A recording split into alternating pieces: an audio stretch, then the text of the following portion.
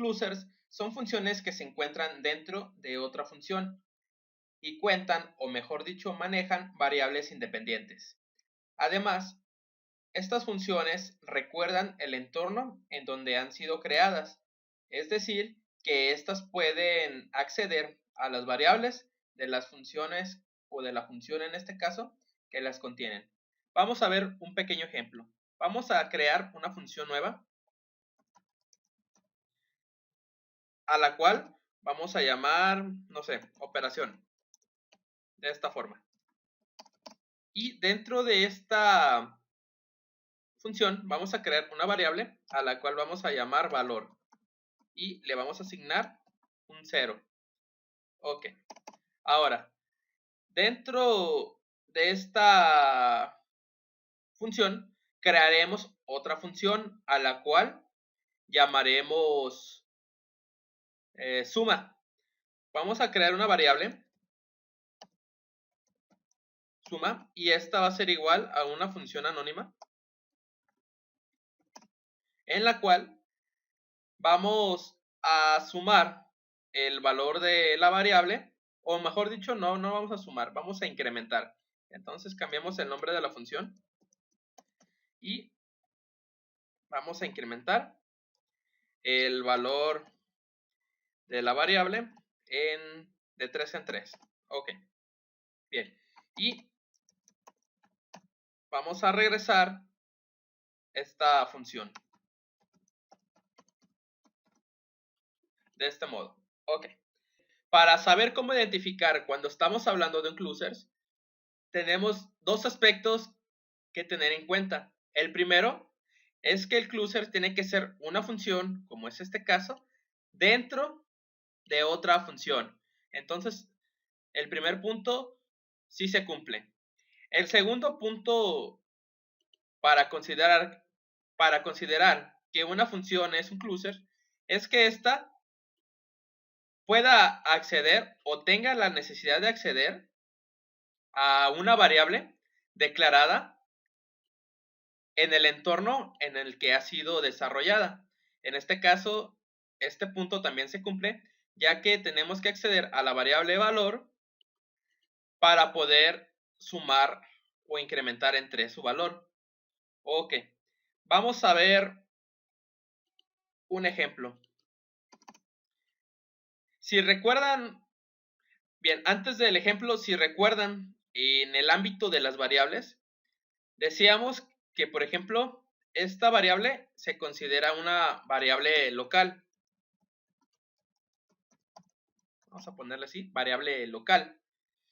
Y una vez que termine de ejecutarse esta función, esta variable será destruida.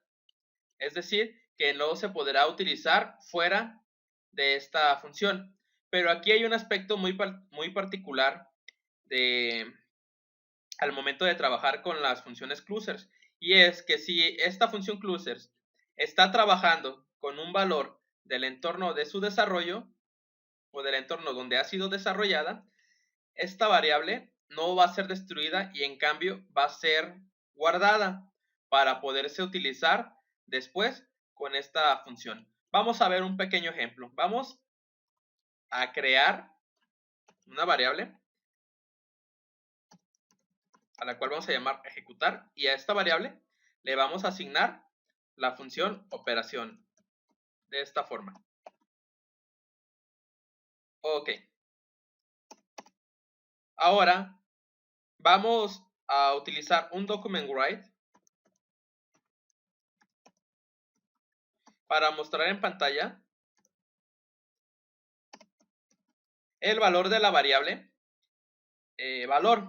Entonces vamos a utilizarla unas 3 veces para que el ejemplo o para poder ver el funcionamiento de clusers. Aquí vamos a agregar un salto de línea y aquí, perdón, olvidé decir que esta función me va a retornar el valor ya incrementado en 3. Ok, viendo esto, recordamos que cuando este valor es utilizado por una función clusers, o el valor de la variable se va a guardar Entonces quiere decir que aquí no me va a mostrar el mismo resultado. Vamos a ver a qué me refiero. Guardamos, vamos a nuestro navegador y vamos a actualizar.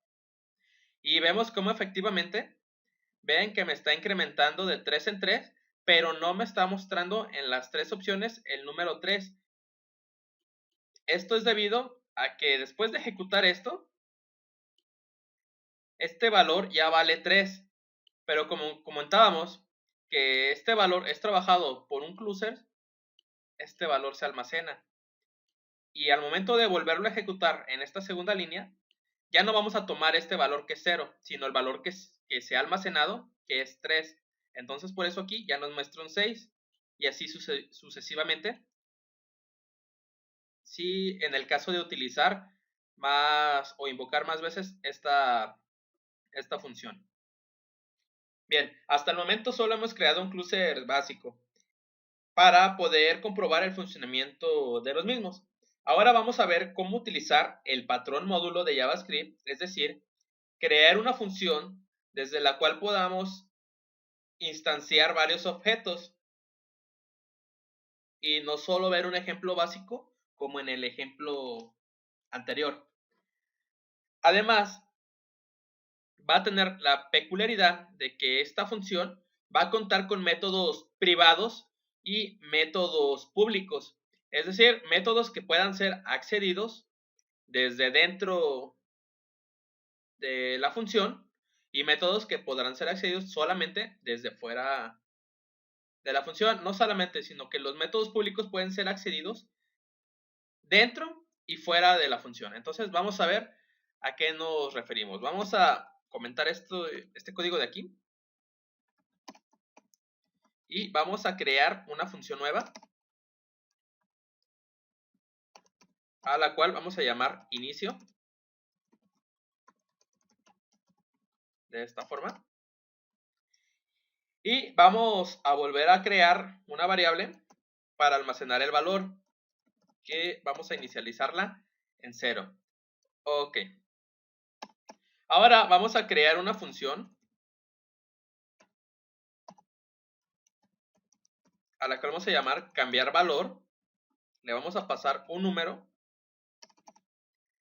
y vamos a hacer que este valor se incremente o se sume según el número que estemos pasando como parámetro. Entonces vamos a decir que que valor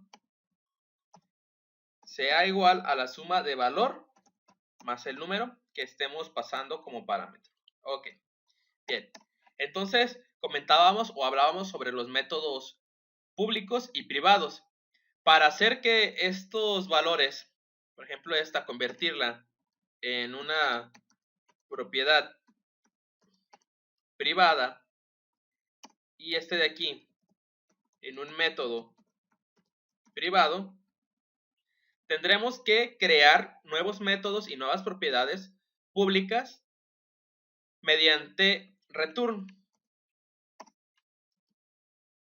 con notación JSON o JSON, de esta forma. Entonces dentro de return vamos a crear nuestras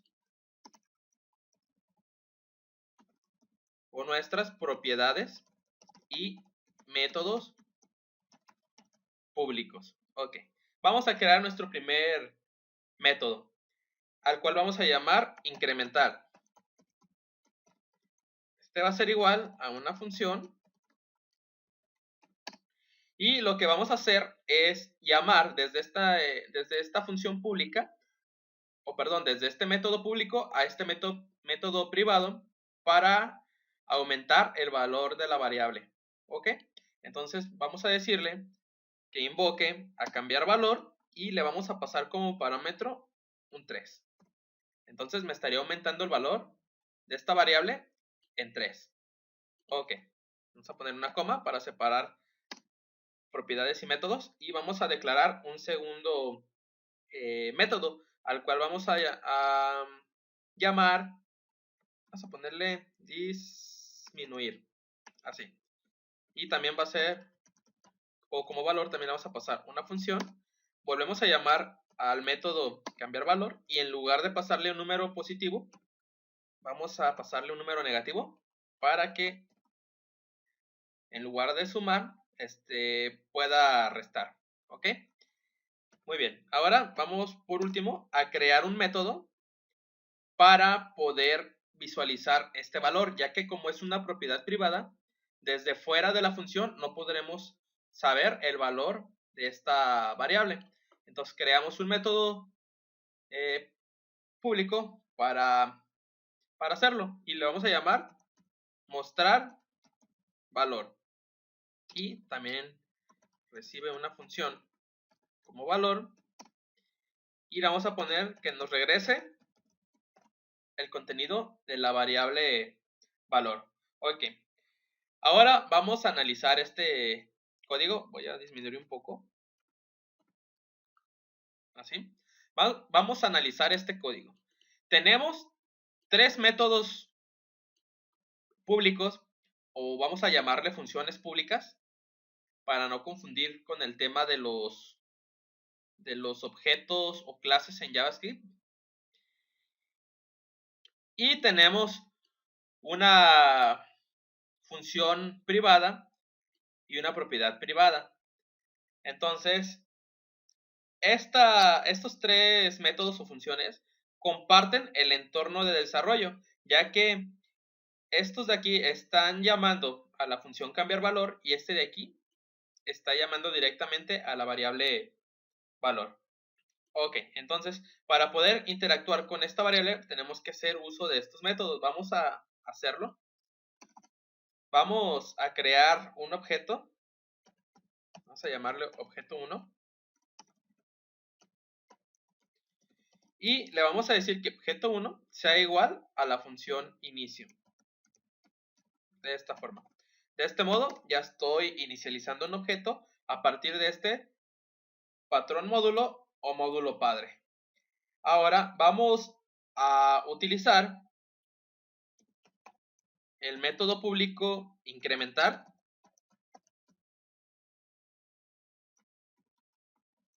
Vamos a utilizarlo 2 veces. Y por último, vamos a mostrar por pantalla, mediante el método mostrar valor, el contenido de esta variable. De esta forma. Vamos a guardar y nos vamos a dirigir al navegador para actualizar. Ok, me está marcando un error. Es porque no estoy utilizando el método correctamente. Tengo que poner objeto 1 punto y el método, que en este caso es mostrar valor. Entonces, bueno, antes de regresar al navegador, me tendría que mostrar 3 y 3, 6, como valor un 6. Ahora sí, guardamos, vamos al navegador y actualizamos. Y vemos cómo efectivamente me está guardando o me está mostrando en pantalla el número 6.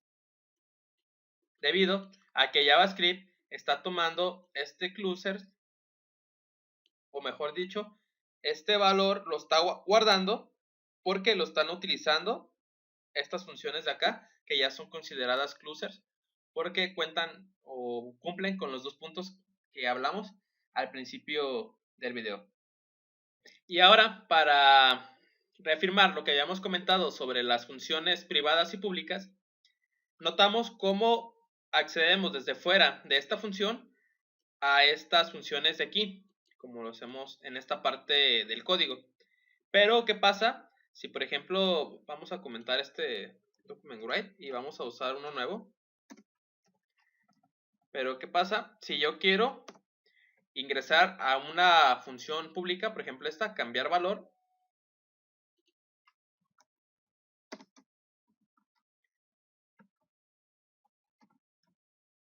Ok, bueno, esto vamos a colocar aquí afuera y le vamos a decir que nos aumente el valor en 7.